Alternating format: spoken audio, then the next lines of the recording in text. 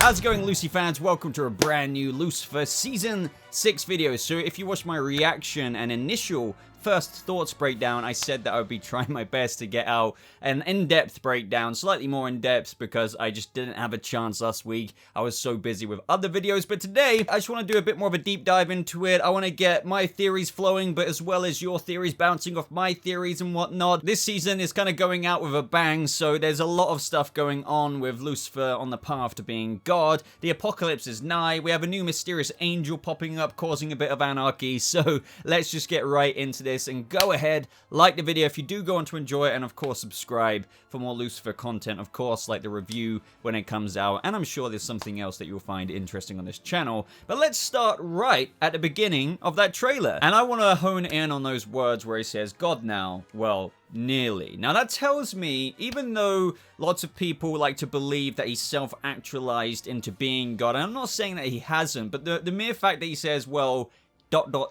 nearly means that whether or not he self-actualized himself to be safe in heaven, so he burned up and he came back down to earth, and I guess he's filled in the space of God, he hasn't quite ranked up there just yet. I don't think he's omniscient. I still feel like a journey of season 6 is him going into those shoes rather than just being, oh, glowing at the end of season 5 and then, oh, I'm literally God now. I don't think they would have put in the words God now, well, nearly, if that weren't the case. But why is that the case? That's one thing, because lots of fans believe that he would just literally be imbued as of when he was in heaven with Chloe at the end of last season and he successfully came back down to earth. But what further progress does Lucifer need to actually do to actually be the one grand God? That's something that I'm very fascinated with. Now we hear Amenadiel saying it's time for you to assume your place on Father's throne, which in of itself has me just interested that Lucifer hasn't done that already. Like, you know, in between the end of season 5 and season 6, but it seems that Lucifer is,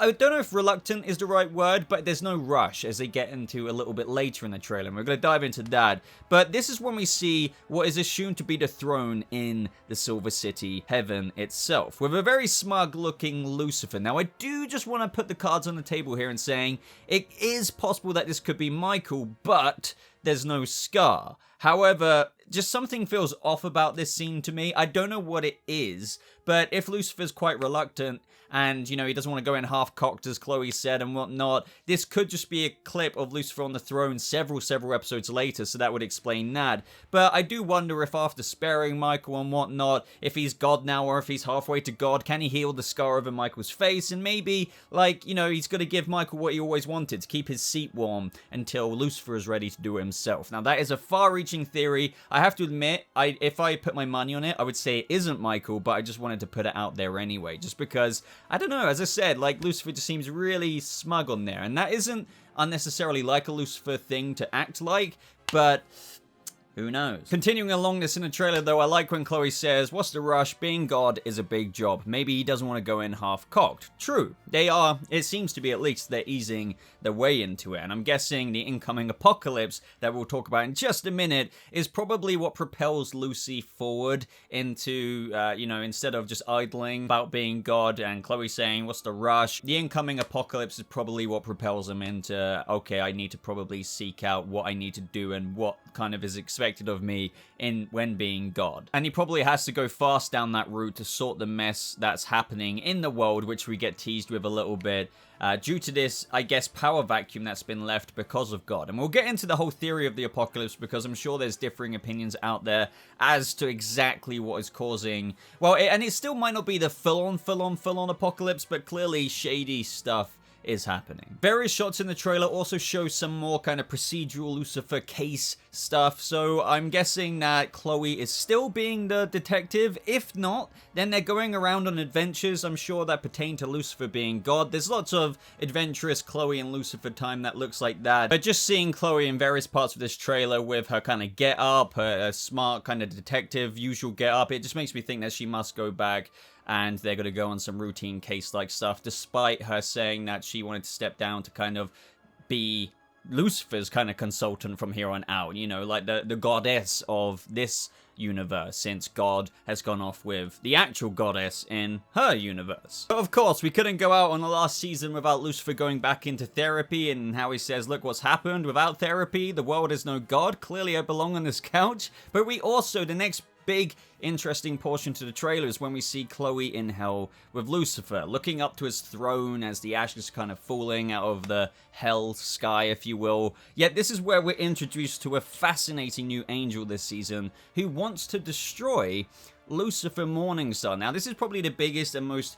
intriguing aspect of this trailer. People are kind of speculating left, right, and center as to who this is right now. And by the way, I'm guessing that person that she's speaking to is just a demon doing her rounds, torturing the souls of hell, and she just happens to be in that kind of nurse getup or whatever. But either way, her wings just look really insidious. I feel like the most insidious looking, evil typey kind of angel wings we've seen yet. And so far, we know that this angel is known as Rory. Now, I believe all the way back in December 2020, it was actually detailed that Brianna Hildebrand, if I'm pronouncing her name correctly, was cast as a rebellious angel, similar to Lucifer, of course, by the name of Rory, who originally, apparently, looked up to Lucifer when he first appeared on Earth. Now, if that character premise is indeed legitimate, then that tells me quite a lot. I'm thinking that maybe she doesn't like Lucifer now and wants to quote-unquote destroy him because,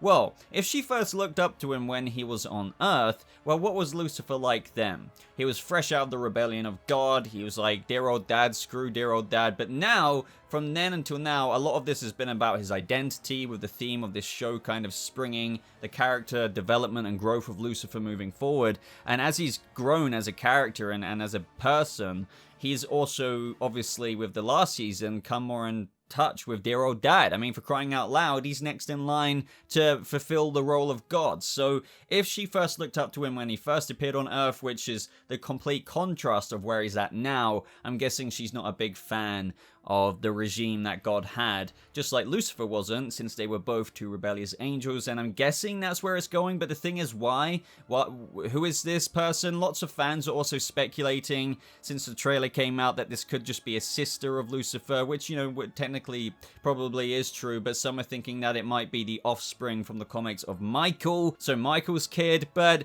either way, I don't think we legitimately know right now. I think it is meant to more or less be an original character, just with maybe influences from certain characters in the comics. But yeah, I'm super intrigued as to what the sole reason is. I mean, is she really just a fan of the rebellious Lucifer who got cast out of heaven, and just because he's changed his mind, like she's like, screw you? There's got to be more of a anchor that offends her when it comes to that, in terms of why she was also rebellious as well. But moving swiftly onwards, this is when we get to the part in the trailer where the apocalypse is nigh. So it seems that this is going to be an absolutely huge part of the season in terms of how the laws of nature are breaking down. The signs of the apocalypse are just coming everywhere. Ella is kind of identifying it with her biblical knowledge. And to be honest, I don't think that this is because of Rory. I think this is more likely due to the power vacuum, as I kind of speculated earlier, of God's actual exit, leaving the world in a complete imbalance. Just because Lucifer's meant to fulfill that role doesn't mean he knows all the ins. It's not like God left a manual behind, right? And as I speculated earlier, it seems that Lucifer hasn't actually fully ascended on the power level to be the fully omniscient God, if you will. So I'm guessing that is why he needs to step into that role to kind of stop this all from happening. I mean, let me know if you think it is Rory causing this as well, but I think that's a bit overpowered of an angel. I mean, it isn't technically in the comics, but I think with what the show has established, at least, lots of people like to complain about, you know, Michael versus Lucifer should have been universally big, whereas it was just done in a little stadium in Los Angeles. But yeah, you get my point. Do you think it's Rory, or do you think it's the power vacuum left by God literally leaving his universe of creation? As a result of this, you have a few glitchy things happening in the trailer, which I feel like I do have a cool theory of, and I really hope it pans out. So for example, you can see that this person here is glitching into all kinds of other people, this musician, which I think would be really fun if that was a poke at the multiverse. So like this person, and because of the laws of reality collapsing with God's exit, maybe this person is switching into all kinds of other people who would be here in this moment on like different Earths or something because of the multiverse. It'd be really cool if they somehow weaved in the fabric of the multiverse and how there's multiple Earths, and that is what is happening here when it shouldn't be in the first place. I'm sure all of you are aware of the multiverse concept. Also, I do have an idea. It looks like Ella, when she sees that toad or frog or whatever coming out of a cinema, I'm wondering if she went on a date with that guy who Dan kind of low-key set up before he died to go out with Ella, and that was no, as I mentioned in my review all the way back then, there's no way that wasn't going to be an intentional setup for finally Ella to go out with a nice guy. So I'm just wondering, yet again a reaching theory, if this is right after a date with that particular dude. Now, as for the detective douche part to the trailer, well, we can see scenes of him in the precinct, except that this is most likely his hell loop in this particular scene. Trust Dan to be playing table tennis again and again, if that is exactly what is happening in the scene, but there's likely various hell loops that he goes through. But the next thing is, and this kind of confuses me a little bit, and that is when we see Dan in the precinct again, but it doesn't come across as transparent as a hell loop. This actually looks like a kind of normal episode, so it could still be a hell loop in where Dan is doing a case that just freaks him out. For example, when Maze pulls out the lifeless head from that bag, you can see how Ella is still there, you can see Chloe right in the corner. So honestly, it doesn't really make too much sense to me for him to be alive, actually alive in this particular scene, since he died, and I doubt that we're getting him back in full force, since that would be a far-reaching logic for everyone attending the funeral, everyone in the precinct, Ella, so on and so forth, knowing that he returned back to life. So, this scene could perhaps be a flashback of Dan's maybe, or a continuation of another extension of Dan's hell loop in where he's just dealing with cases he really doesn't like. But another reason for what we were just talking about in relation to Dan is that it seems at the end portion of the trailer where it seems as though Lucifer and Chloe are going through a door into someone's hell loop, and you have to think, well, whose hell loop door would they choose?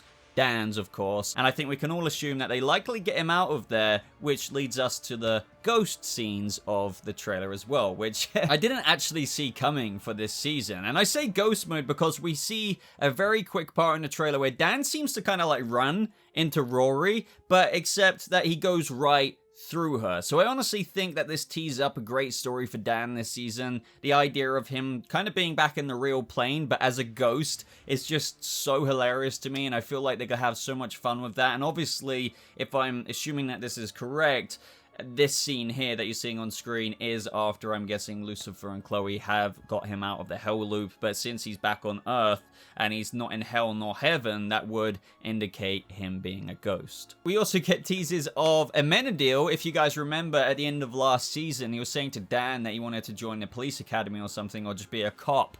And in this, we get teased that I guess he has been made a cop in between seasons, like we learned. So I guess that happens very fast. I mean, I don't know how long it takes to be like a rookie on the job, because you know, he's not a full-blown detective or anything. He's just a cop, but it seemed to happen kind of fast. So I wonder how much time really took place between seasons. It seems like Maze is still catching bounties. Honestly, it looks like she's living her best life, because we can literally see that she's with Eve, the love of her life, so she seems to be having a ball of a time. And I wonder where things can go for Maze this season, since with Eve and her journey, if you will, last season with the Soul story, it just seemed to reach quite the peak for her character at the end of season 5. So I would love to know where you think things can go for Maze this season.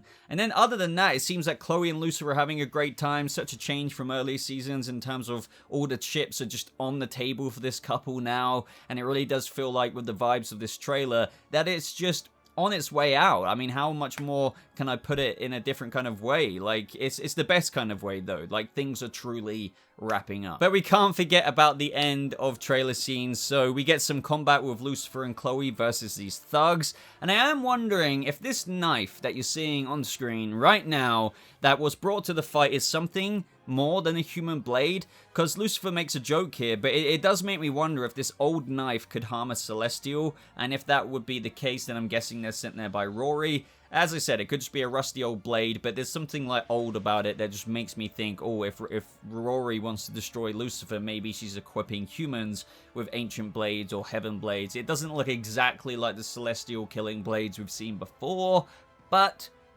it doesn't look like a normal knife at the same time, so it does make me think. Talking about that hell loop earlier, when Lucifer and Chloe go through it, it seems like we're getting an animated episode, which, you know, does seem fitting for hell with all the variations of hell loops you can get, that someone, or whoever's hell loop that they go in, it could still be Dan's, by the way, that there would be an animated, and I can't wait for that, I really can't wait.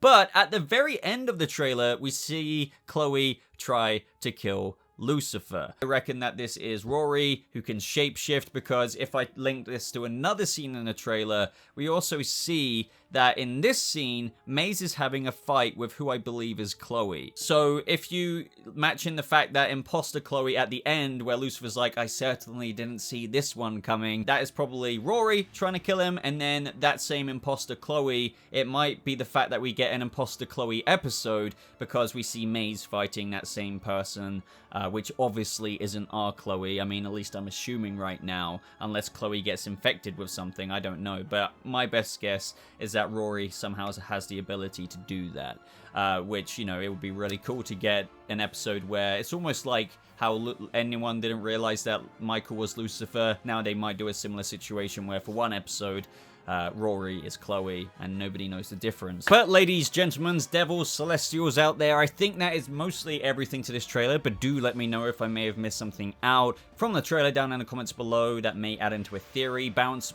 your theories on my theories so we can come up with a solid theory. I love all the discussion in the comments when it comes to Lucifer. But other than that, guys, I'd really appreciate a like on this video. Check out some of my other videos recently, such as my reviews on Superman, Lois, Titans, Stargo, and all good things like that. But other than that, everyone, check out the top pinned comment to links to my social media. Follow me on Twitter, join my Discord server. But thank you so much for watching. I hope you all have a lovely rest of your day. And I'll see you fellow Celestials and Devils out there in the next video. Goodbye.